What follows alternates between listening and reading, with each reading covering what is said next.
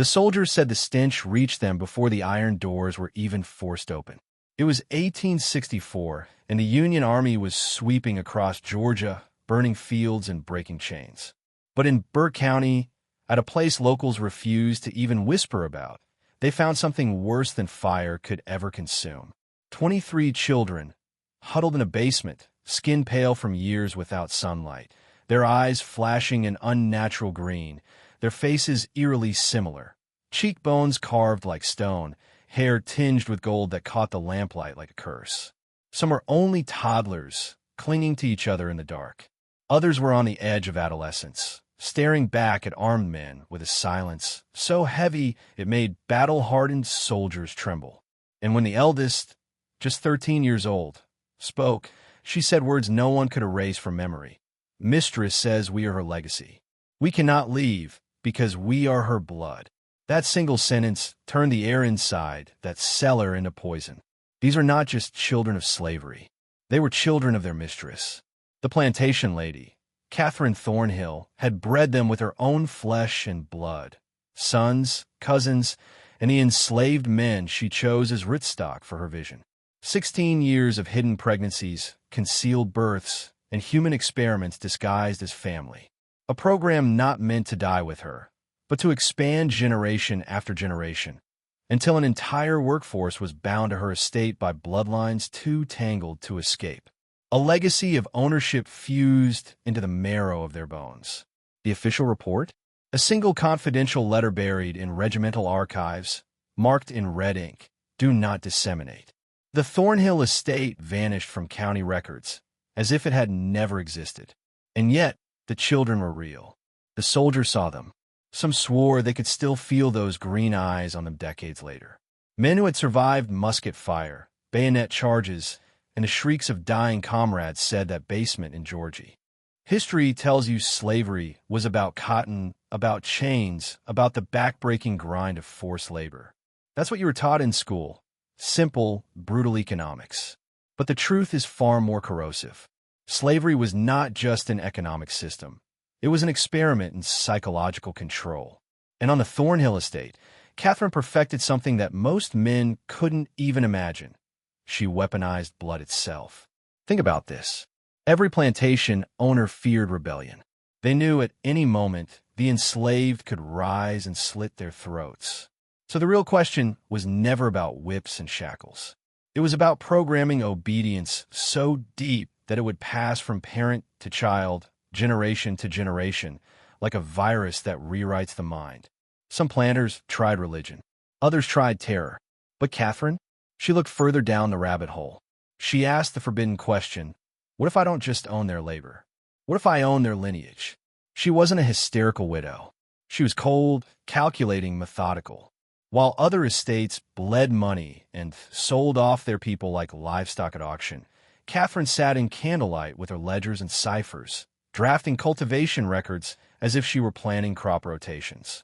Except the seedlings were her own children, born from forced unions with enslaved men, and later, with her sons themselves.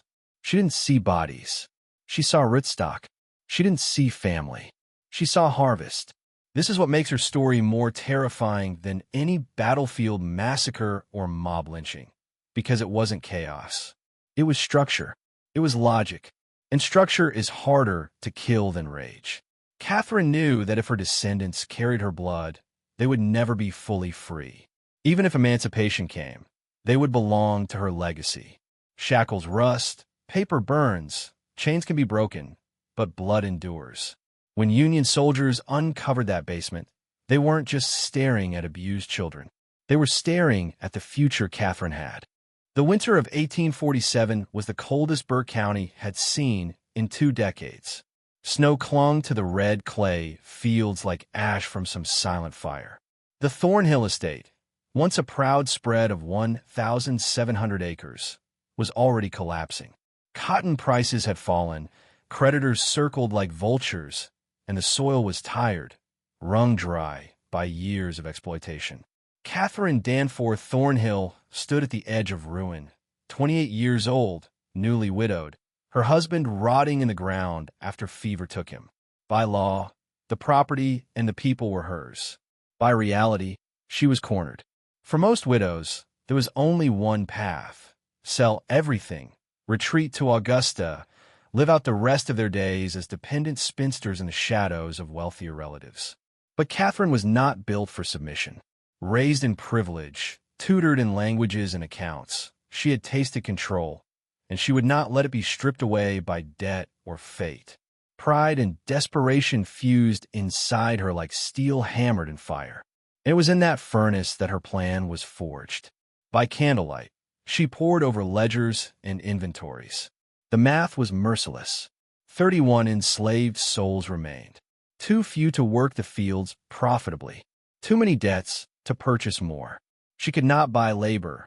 She could not import salvation. But then came the thought that uncoiled like a serpent in her mind. If I cannot buy them, I will breed them. Not in the sloppy way most plantations encouraged, waiting decades for children to grow. No, she would systematize it, accelerate it, and bind it with blood. The journals she began were not diaries of grief. They were cultivation manuals. She wrote in cipher, disguising her monstrosity with agricultural terms. Seedlings for children, rootstock for men, plantings for pregnancies. She charted generations like livestock, predicting strength, temperament, and yield. She imagined an estate that regenerated itself, not through cotton, but through flesh. And here lies the darkness. Catherine was not in. March 1847. The nights were still cold, and the plantation slept under silence, broken only by owls and the creak of the old house. It was then Catherine chose her first rootstock. His name was Isaac, 24 years old, strong, steady, born on the estate. His back carried the weight of plows since childhood, but his eyes carried something else, the fire of a man who knew his worth, even if the world denied it. Catherine did not see him as a man. She saw him as raw material. She summoned him to the main house under the pretense of duties. Behind closed doors, she converted her body into a breeding chamber for her plan. In her ciphered journal, she recorded the moment with chilling detachment. First planting complete with rootstock 1. Weather clear and mild. That was all. No emotion.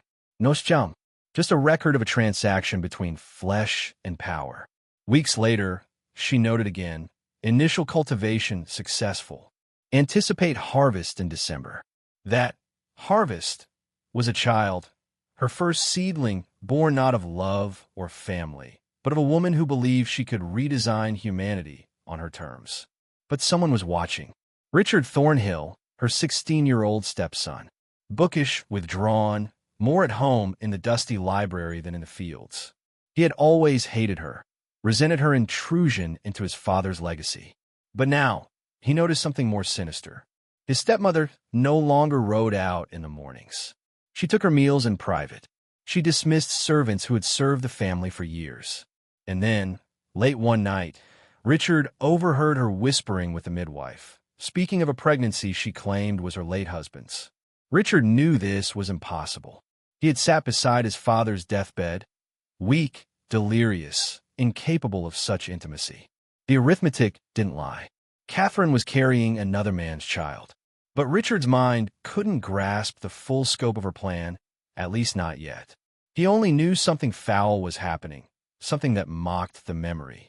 By August of 1847, Richard could no longer ignore the storm gathering inside the house. His stepmother's stomach had begun to swell, though she concealed it beneath dark gowns and excuses of illness. Rumors whispered among the enslaved, and even the overseer avoided asking questions. But Richard's suspicion sharpened into certainty when he stumbled upon her journal. She kept it locked in a small drawer of her writing desk. An ordinary leather book, its pages filled with neat columns of symbols and strange substitutions. Richard had always been drawn to puzzles, and with the quiet obsession of a boy desperate for truth, he cracked her code in 3 days. What he uncovered was no diary of grief, no mourning widow's ramblings. It was a blueprint of horror. Every page turned his blood to ice. Catherine had given her children agricultural names, seedlings, plantings, rootstock. She described Isaac not as a man, but as a specimen, detailing his height, his musculature, even his temperament under duress. She calculated timelines for pregnancies, harvest schedules of birth, projections of how many descendants could be produced within 20 years. She drew charts like breeding manuals for livestock, pairing offspring with future mates, binding generations into a cycle of captivity. Richard's hands shook as he translated her cipher into plain English. He read of her intent to raise these children with better rations and gentler treatment, not out of mercy, but to secure their loyalty. He read her chilling hypothesis that if enslaved children knew their blood was shared with a mistress, they would never fully rebel, because rebellion would mean betraying themselves. At 16, Richard understood enough to know this was monstrous. He considered taking the journal straight to the lawyer in town or writing to his grandfather in Augusta. But Catherine anticipated betrayal. At dinner one night, she looked across the table with those cold green eyes and said softly, by September of 1847, Richard's body had become a battlefield. At first, it was exhaustion, an unusual weariness that settled in his bones by mid-afternoon. Then came the headaches, sharp and pounding, like a blacksmith hammering behind his eyes. Soon, even food betrayed him. Bread tasted metallic. Soups carried a bitterness that clung to his tongue. His stomach twisted after every meal, leaving him doubled over in pain. Catherine was attentive, too attentive. She insisted on preparing his meals herself, carrying trays to his room with the grace of a grieving widow playing nurse. She fluffed his pillows, adjusted the curtains, even sat beside him with soft words about consumption and weak constitutions. To the household, she was the picture of maternal care. To Richard, she was death in disguise, because he knew the symptoms. In the dim library, among old medical texts, Richard had once read about arsenic, a powder favored by poisoners for centuries. Odorless, tasteless to the unsuspecting, its effects easily mistaken for natural disease. Fatigue, digestive torment, muscle weakness, wasting away, the very pattern now devouring him. He tried to resist. He forced himself to eat only what the servants brought. But the servants feared Catherine more than death itself, and she controlled everything that entered that house. When a midwife came, she spoke of nervous exhaustion and prescribed a tonic that Catherine alone fetched from Augusta. Richard saw it for what it was, another tool in her arsenal. By October, he could barely rise from bed. His hands trembled when he tried to write. He knew time was running out, so he made one desperate attempt. He wrote a letter to his grandfather in Augusta describing everything, the breeding program, the cipher journal, the poisoning. It took him 3 days, writing a few sentences at a time, his hand shaking so violently he could hardly hold the pen. He sealed it and entrusted it to a young servant girl named Pearl Beggy. For days after Richard's burial, the house that had echoed with grief filled instead with the cries of a newborn. Catherine gave birth to a healthy son, ruddy, loud, vigorous. She named him Jonathan, after her late husband, to cloak him in legitimacy. To outsiders, she claimed the child had been born prematurely, conceived in January before Jonathan Thornhill's fever confined him to bed. Few questioned her. In Burke County, no one wanted scandal attached to their own door. It was easier to nod politely, to offer condolences, to pretend the arithmetic of conception did not exist. But inside that house, everyone knew. The enslaved men and women saw the truth in the boy's features, in the pale green eyes that mirrored Catherine's own. They whispered in the quarters of what this meant, of what this child represented. Not only a master's son, but the seed of something darker, a bloodline tethering them to their oppressor in ways they could never sever. Isaac the rootstock said nothing. Silence was survival. Catherine, however, wasted no time. She began recording harvest notes with clinical precision.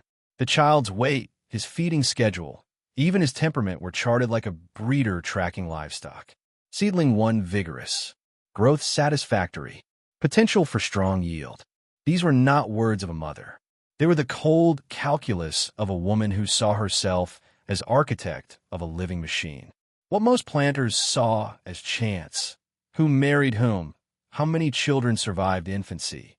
Catherine sought to control. She planned matches years in advance, pairing her own descendants with carefully selected partners from the quarters. It was selective breeding in its purest, cruelest form, with human beings reduced to the language of genetics before the science of genetics even existed. And she did not stop at Isaac. Within months, she selected others, men of strength, women of fertility. She summoned them to her chambers under the cover of night, entering their names. By 1849, the Thornhill estate no longer resembled a farm. To neighbors, it still looked like a plantation. Fields of cotton stretching across the horizon, cabins in neat rows, smoke from the kitchens drifting into the sky. But to those trapped within, it had become something else entirely. A laboratory of flesh, a breeding mill. Catherine moved with the precision of a scientist. She reorganized the slave quarters into wards, grouping men and women not by family ties, but by her own breeding charts.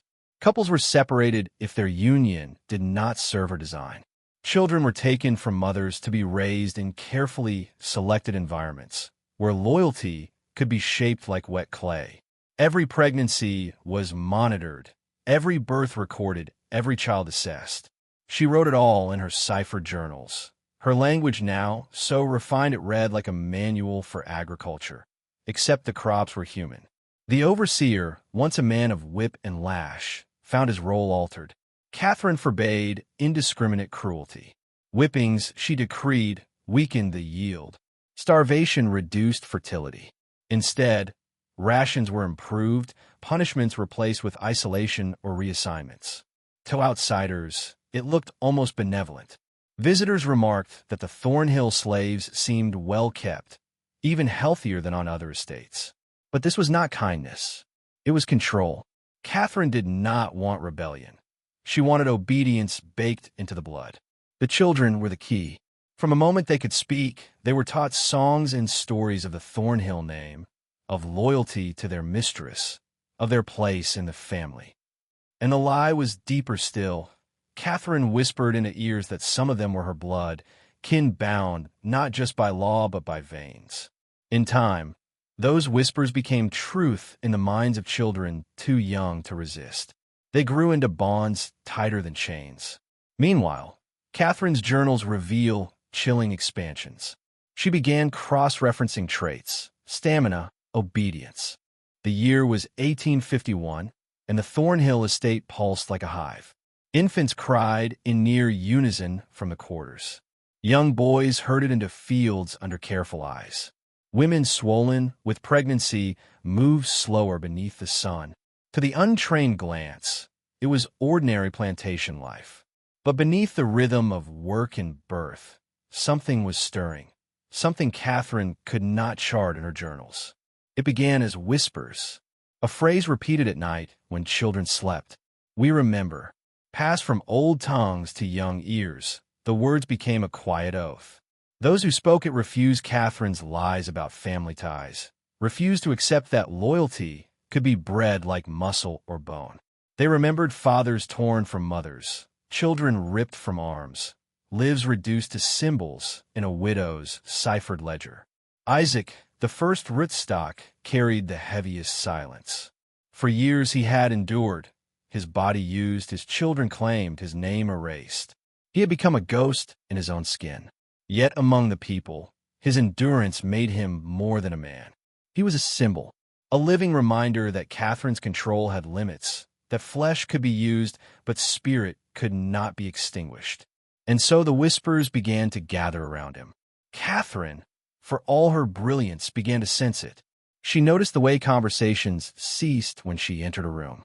The way eyes lingered too long on her newborn daughter, Mary, her second harvest, born in 1850.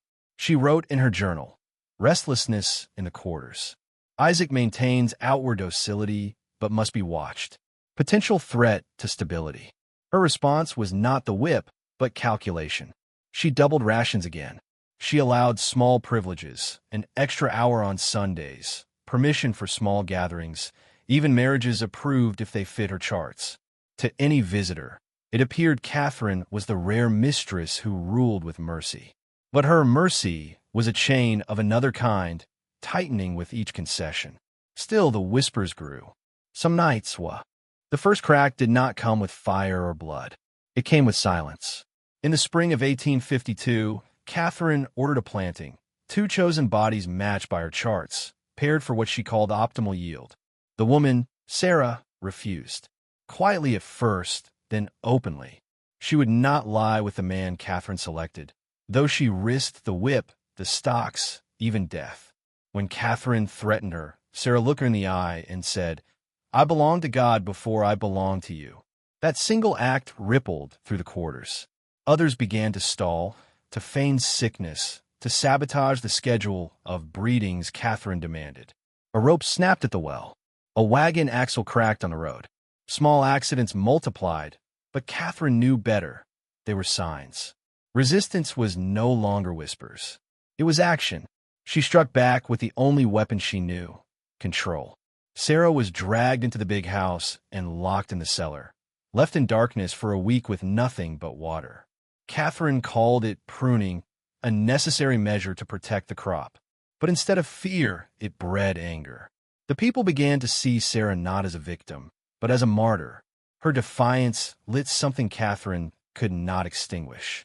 Isaac, still the quiet center of it all, finally spoke. One evening, as Catherine inspected the quarters, he stood taller than she remembered and said, "You can mark your papers, but you can't own what's inside us." It was the first open defiance he had ever given her. For Catherine, it was a declaration of war.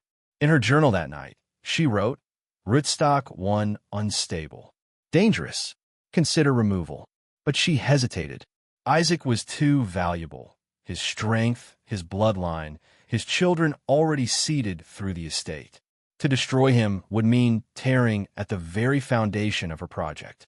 And so she let him live, even as his defiance spread like wildfire through the quarters. Neighbors began to whisper, too. They noticed the Thornhill slaves were restless, harder to con. The night of July 4th, 1852, was supposed to be a celebration.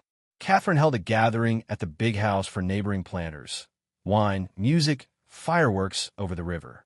Guests remarked on the estate's prosperity, envied her apparent immunity to the ruin sweeping through Georgia. Catherine wore a silk gown the color of blood and smiled as if her kingdom were eternal. But in the quarters, another kind of gathering took shape. While the masters toasted, Isaac and a circle of men and women moved through shadow. Tools had been hidden for weeks. Axes buried beneath wood piles, knives smuggled from the kitchen, even shards of glass wrapped in cloth. The children were hushed and told to sleep. Tonight was not for them. Tonight was for freedom or death. It began with fire. 2 cabins at the far edge of the property went up in flames, their orange glow rising into the night sky. The guests gasped, thinking at first it was a spark from the fireworks. Then came the screams. Then came the sound of iron striking wood, of chains snapping, of voices shouting not in whispers but in thunder. "We remember. We remember."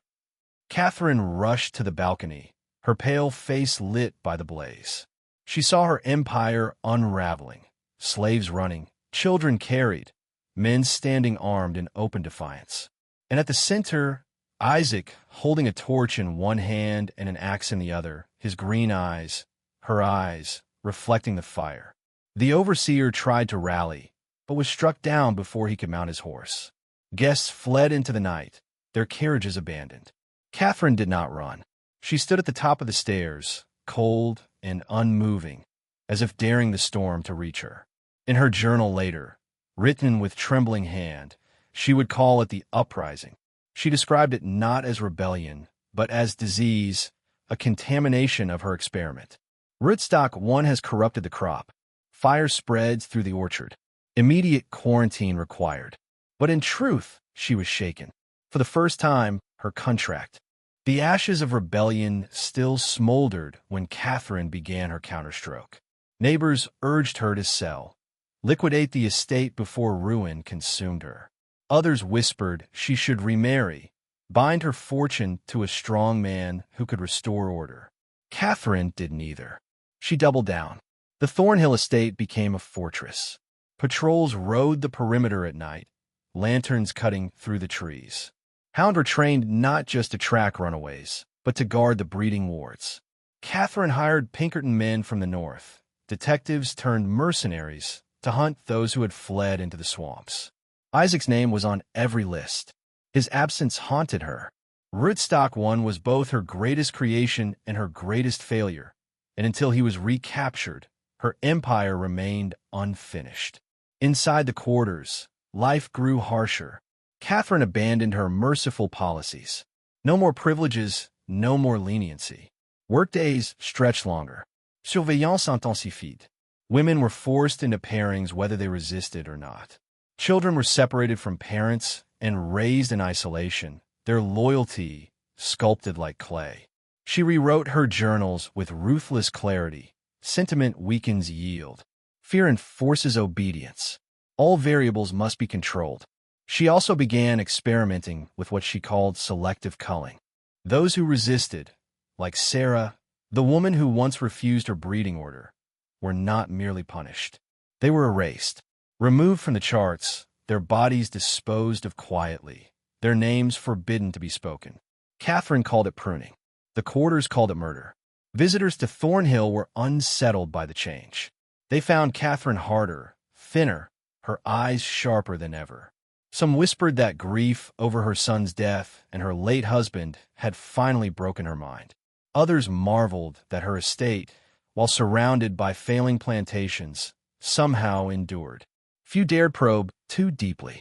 What they saw were healthy children, strong workers, and The winter of 1858 was brutal, the kind of cold that stiffens bone and slows the blood. Yet across Burke County, whispers moved like fire through dry grass. Isaac was alive. They said he had not died in the swamps, as Catherine insisted. They said he had found shelter among maroons, runaway communities hidden in the tangled wetlands where even bloodhounds lost the scent. Some claimed he was seen near Savannah, moving at night, guiding fugitives northward. Others swore he had joined rebels in Florida, training in secret for a war that had not yet come. His figure became legend, broad-shouldered, green-eyed children hidden in a shadow, a man marked by the plantation, yet unbroken by it. For those still trapped on Thornhill Estate, Isaac's survival was more than rumor. It was prophecy. Songs in the fields carried his name.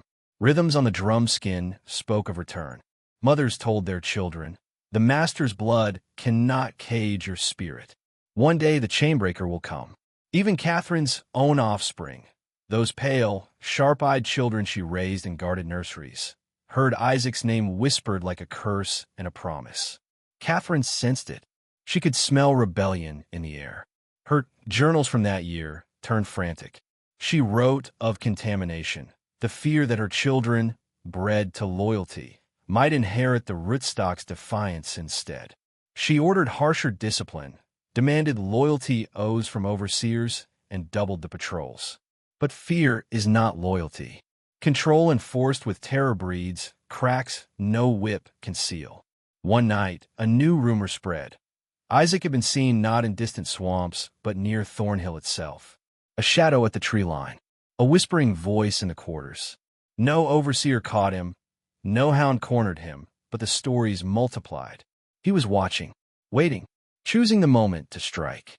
To the enslaved, Isaac became more than a man. He became the embodiment of vengeance, proof that the mistress's empire could be broken. To Catherine, he was a. By 1860, Catherine's empire had reached its cruel zenith. Dozens of children bore her blood, raised like living assets, schooled in obedience, conditioned to believe their purpose was service. She called them her legacy. But the stronger they grew, the more she realized that control of the body does not guarantee control of the mind. Her eldest son, Jonathan, named for the husband she buried years before, was now 12. Tall, pale with her sharp green eyes. He was meant to be proof of her genius, the heir who embodied both master and slave, the bloodline that erased the difference. Yet Jonathan had questions his mother despised. "Why do the others whisper when they see me?" he asked once. Why do they look at me as if I belong to them too? Catherine answered with icy certainty. Because you are their ruler. Never forget it. But Jonathan did forget, or perhaps he never believed it. When he slipped away from his lessons, he spent time among the children in the quarters, listening to their songs. And in those songs, he heard a name, Isaac. The younger ones told him stories in hushed tones of a man who would one day return to break chains, a man who had stood against his mother and lived. At first, Jonathan dismissed it as childish fantasy. But then came the carvings, marks etched into trees near the riverbank, initials that only someone with knowledge of Thornhill could make. Jonathan traced them with trembling fingers. The pattern formed a message, still watching. He confronted his mother once, a flicker of rebellion breaking through his carefully drilled obedience. "Who is Isaac?" he asked. Catherine's face froze. For a long moment, she said nothing, and then her voice came cold as steel. "A ghost. Ghosts have no power unless you feed them with belief. Speak his name again, and you will regret it." But Catherine's silence betrayed her. Jonathan felt it. His mother feared this Isaac more than she feared creditors, more than she feared war, more than she feared. In 1861, the first cannons thundered over Fort Sumter, and the South spiraled into war. Plantations across Georgia braced for upheaval. Some rallied to the Confederate cause, others feared collapse. But at Thornhill, Catherine welcomed the chaos like a gambler welcomes fresh cards. War, to her, was opportunity. Men left their estates for the battlefield, leaving women and children to fend for themselves. Overseers were conscripted. Crops rotted in fields. Yet Catherine, who had long abandoned the cotton trade as her estate's lifeblood, saw her legacy ripen instead. Her breeding program provided a self-renewing labor force. Where neighbors lost workers to escape or conscription, she retained hers because they were hers in blood. Or so she believed. She even offered her children, her hybrid offspring, as proof of a Southern solution to labor shortages. "Why purchase slaves?" she reportedly told a visiting planter, "when one can grow them, loyal from birth, incapable of treachery?" The visitor, unsettled, never returned. But the war brought cracks no ledger could mend. News of Union victories crept into the quarters, carried by travelers, whispered through chains of rumor. Songs once coded for hope now rang openly with defiance. The name Isaac returned in full force, no longer a ghost, but a herald of liberation. To many, he became a symbol not just of Thornhill's rebellion, but of the war itself. The North was Isaac, and Isaac was freedom. Jonathan, now 13, absorbed these currents like lightning through a tree. His questions deepened. His loyalty frayed. He began to sketch maps of the estate from memory, passing them secretly to other children. When Catherine discovered one, she burned it, then struck him across the face for the first time. The welt burned, but the fire in his eyes burned hotter. Meanwhile, rumors spread that Isaac had been seen among Union scouts near the Savannah River. Some said he was guiding soldiers through the swamps, offering them path. By 1864, Sherman's march had turned Georgia into a graveyard of plantations. Columns of Union troops moved like iron jaws, devouring everything in their path. Railroads ripped from the earth, cotton fields set ablaze, mansions left in ruin. And all the while, Thornhill sat like a fortress, untouched, waiting for the storm. Catherine knew they were coming. The sound of war carried on the wind, distant thunder that grew louder with each week. Some planters fled with their families, abandoning homes to the advancing army. Others buried silver, hid ledgers, prayed for mercy. Catherine did none of this. She did not run. She prepared. Her journals from this year are the most chilling of all. She wrote of sealing the legacy, ensuring her children would never be taken, never be freed. She spoke of the iron womb, a basement chamber beneath the estate house, reinforced with locks and bars. There, she gathered the children she had bred across nearly 2 decades. 23 souls, ranging from toddlers to near adolescents, all with her unmistakable green eyes and the auburn hair that gleamed like tarnished copper in the dim light. Witnesses would later recall the iron doors, the muffled cries, the smell of oil lamps burning day and night. These children were not prisoners in her mind. They were treasure. They were the proof of her success, her immortality. She told them they were chosen, her blood, her legacy, destined to outlive the war. But captivity is not inheritance. The children understood chains, even if they were lined with velvet. Some cried for freedom. Some prayed for Isaac. And Jonathan, her eldest, began to speak words Catherine feared more than Union guns. "We are not yours," he whispered in the darkness. "We belong to no one." The day the Union soldiers finally reached Burke County, Catherine was ready. She ordered the children locked away, the iron doors sealed. She stood at the windows of Thornhill, dressed in black silk, as if attending her own funera. December 1864. The iron doors at Thornhill groaned as axes splintered them, iron bending under the weight of soldiers who had stormed 100 mansions but never seen anything like this. The Union men expected wine cellars, hidden silver, perhaps weapons. Instead, lantern lights spilled into the darkness and revealed faces. 23 children huddled together, blinking against the sudden brightness. Their eyes told the story before any words did. All the same green fire, all the same high cheekbones, all marked unmistakably with the mistress's blood. The soldiers recoiled, some gagging, some muttering curses. One veteran of Antietam dropped his rifle and whispered, "God forgive us. This is worse than war." The eldest child, a girl of 13, stepped forward. Her voice shook but carried the weight of all their suffering. "Mistress says we are her legacy. We cannot leave because we are her blood." Those words, later recorded in a single letter marked confidential in the 34th Massachusetts Infantry's archives, were enough to turn hardened men pale. The soldiers searched the estate, tearing apart the house, but Catherine was nowhere to be found. Some swore they saw her vanish into the woods before the troops arrived, cloaked in black like a shadow, fleeing judgment. Others believed she hid in plain sight, perhaps even among her neighbors, shielded by families who preferred silence to scandal. What mattered to the soldiers was not where she was, but what she had left behind. One officer, his hands shaking, wrote in his journal, "This place was never a plantation. It was a laboratory of blood. The mistress bred her own sons and daughters as livestock, and the walls still echo with their cries." No official record appeared in Burke County's histories. No local ledger admitted Thornhill ever existed. Neighbors swore they had never heard the name. But those children, those living, breathing proofs of her cruelty, were real. Scattered into the chaos of war, some vanished. The war ended in 1865, but the memory of Thornhill did not.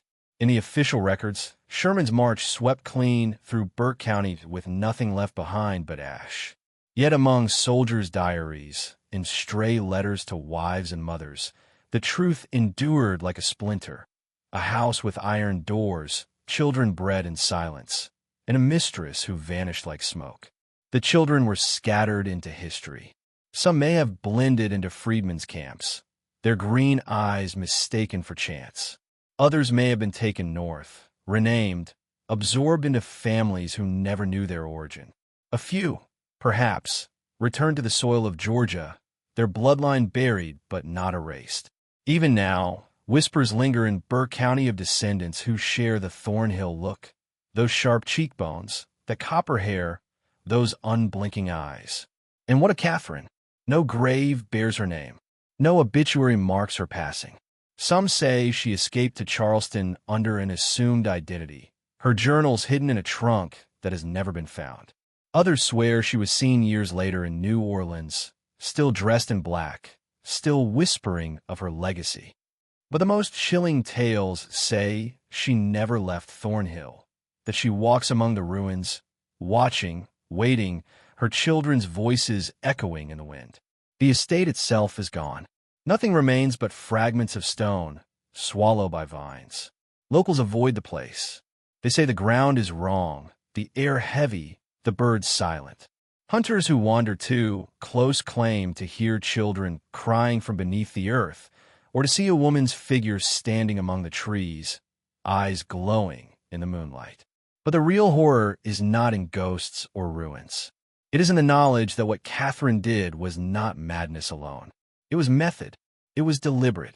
A system born from slavery, sharpened by cruelty, disguised as legacy. A reminder that the darkest chapters of history are not only written in ledgers and laws, but in flesh and blood. And now you know her story. The case.